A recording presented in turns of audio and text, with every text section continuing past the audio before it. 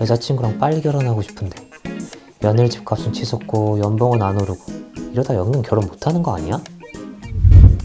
신혼부부를 위한 물량의 절반이라고? 예비 신혼부부도 된다? 혼자 살 땐 청약지원 자격도 안 돼서 별 관심 없었는데 이거 나도 이제 신청해볼 수 있는 건가? LH 직원부터 전직 시의원까지 3기 신도시 예정지에 투기했다는 의혹이 국민적 공분을 샀죠. 그러면서 3기 신도시 지정을 아예 취소해야 한다는 주장까지 나왔는데요. 정부는 3기 신도시 사전청약 신청을 7월부터 예정대로 진행하기로 했습니다. 국토교통부는 올 하반기 7월, 10월, 11월, 12월로 나눠 총 3200호의 주택 물량을 공급하겠다고 발표했습니다. 3기 신도시에서 서울 도심까지 30분대 출퇴근이 가능하도록 교통 인프라도 확충한다고 하네요. 당장 7월에는 인천 계양, 남양주 진접 2, 성남 복정 1, 의왕청계 2, 위례 등 5곳에서 총 4,400호에 대한 사전 청약이 시작됩니다. 그런데 사전 청약이라는 게 정확히 뭔지 잘 모르겠어요. 제가 알고 있는 아파트 청약이랑 다른 점이 있나요? 개미님이 낯설 법도 한 게 사전 청약 제도는 2010년 이후에 사라졌다가 약 11년 만에 부활했습니다. 사전 청약은 말 그대로 우리가 일반적으로 알고 있는 본 청약보다 1, 2년 먼저 청약 신청을 하는 것을 말합니다. 본 청약과 효력은 같지만 신청과 당첨 시점만 앞당겨지는 건데요. 실제 입주 시기는 사전 청약 후 최소 3, 4년이 걸릴 것으로 전문가들은 예상합니다.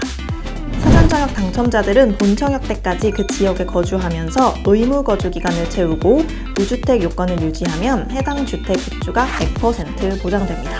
당첨자는 추후 평면도나 분양가 등을 보고 입주 여부를 결정합니다.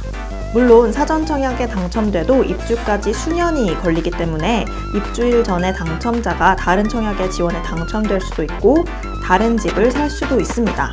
물론 그럴 경우 사전 청약으로 당첨된 아파트에 못 들어가요. 사전 청약 당첨권을 포기하면 1년 동안 사전 청약 참여가 제한되기도 합니다. 결국 사전 청약은 무주택자가 집을 마련하려는 수요를 본 청약 이전에 해소할 수 있도록 하는 게 요점이죠.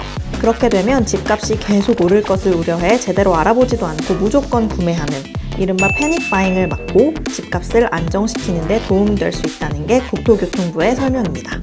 사전 청약에 당첨되면 본 청약 시 100% 당첨권을 제공하여 최근 과열되고 있는 매매 수요를 상당 부분 해소할 수 있을 것으로 예상합니다. 그러면 결국 당첨됐을 때 입주하는 시기는 본 청약이랑 같은데 청약 신청만 빨리 한다는 거네요? 그러면 저같이 결혼은 안 했지만 결혼 계획이 있는 예비 신혼부부들은 미리 신청해 둘 수도 있는 건가요? 네, 맞아요. 특히 이번에 정부가 발표한 총 3200가구 중 절반가량인 14,000호는 신혼희망 타운이에요. 그 외에도 신혼부부 특공 등 신혼부부에게 돌아가는 물량을 합하면 전체의 60%가 넘어서 젊은 층의 청약 당첨 기회가 클 것이라는 분석이 우세해요. 신혼희망타운은 보육이나 교육시설이 모여있고 놀이환경이 조성되는 등 육아 특화 설계가 적용되는 특징이 있죠. 신혼희망타운에 입주할 수 있는 이들은 주소지가 수도권이면서 혼인기간이 7년 이내이거나 6세 이하의 자녀가 있는 무주택자, 1년 이내에 혼인 사실을 증명할 수 있는 무주택 예비 신혼부부, 6세 이하의 자녀가 있는 한부모 무주택 세대입니다. 그리고 3200가구 중 신혼희망타운 14,000호를 제외한 나머지 16,200가구는 공공분양으로 공급해요. 그중 특별공급엔 신혼부부, 다자녀 가구, 노부모 부양 특별공급 등이 있고 일반 분양 물량도 있죠. 특히 신혼부부 특별공급 물량이 30%이고 집을 한 번도 가져본 적 없는 이들에게 돌아가는 생애 최초 특별공급 물량 25%까지 활용하면 신혼부부에게 돌아갈 수 있는 물량은 3200가구 중 최대 23,000가구까지도 나온다고 해요. 예비 신혼부부들이 주거 문제로 결혼을 망설이거나 출산을 늦추지 않도록 하려는 정부의 목적이 담긴 거죠. 오, 그렇군요. 나도 드디어 내 집 마련이란 걸 하게 되는 건가? 그 전에 신혼희망타운이나 신혼부부 특공에 지원할 수 있는 소득 요건도 있으니 꼭 확인해 봐야 합니다. 신혼희망타운이나 신혼부부 특공 모두 외벌이인 경우 전년도 도시근로자 월평균 소득의 130%, 맞벌이인 경우엔 140% 이하여야 하는데요. 금액으로 보면 3인 이하 가구 기준으로 외벌이는 월 783만원, 맞벌이는 월 844만원 이하로 벌어야 합니다. 이때 소득은 사전 청약 공고일을 기준으로 판단하는데요. 직장인들은 국민건강보험 홈페이지에서 평균 보수월액을 확인하시면 됩니다. 다만 소득이 더 적고 자녀가 많을수록 또 청약통장 납입 횟수가 많고 해당 지역 거주기간이 길수록 당첨 확률은 높아져요. 그러다 보니 당첨 확률을 높이기 위해 지원하고 싶은 지역으로 미리 이사를 가서 사는 분들도 있다고 해요. 이럴 때 소득이 적은 게 도움이 되기도 하는군요. 근데 잠시만요. 사전 청약에 당첨된다고 해도 사실 저한테 가장 중요한 건 분양가인데요. 분양가는 얼마쯤 할까요? 제가 대출을 많이 받을 수 있을까요? 정확한 분양가는 본 청약 시점에 확정됩니다. 사전 청약 때도 추정 분양 가격만 안내된다고 하니 지금 시점에서 정확한 분양가를 예측하기는 어려운데요. 국토부는 3기 신도시 공공분양 아파트는 시세의 70%에서 80% 수준이 될 것이라고 내다보고 있습니다. 특히 신혼희망타운 당첨자들은 분양가의 70%, 최대 4억 원까지 연 1.3% 고정금리로 대출을 받을 수 있습니다.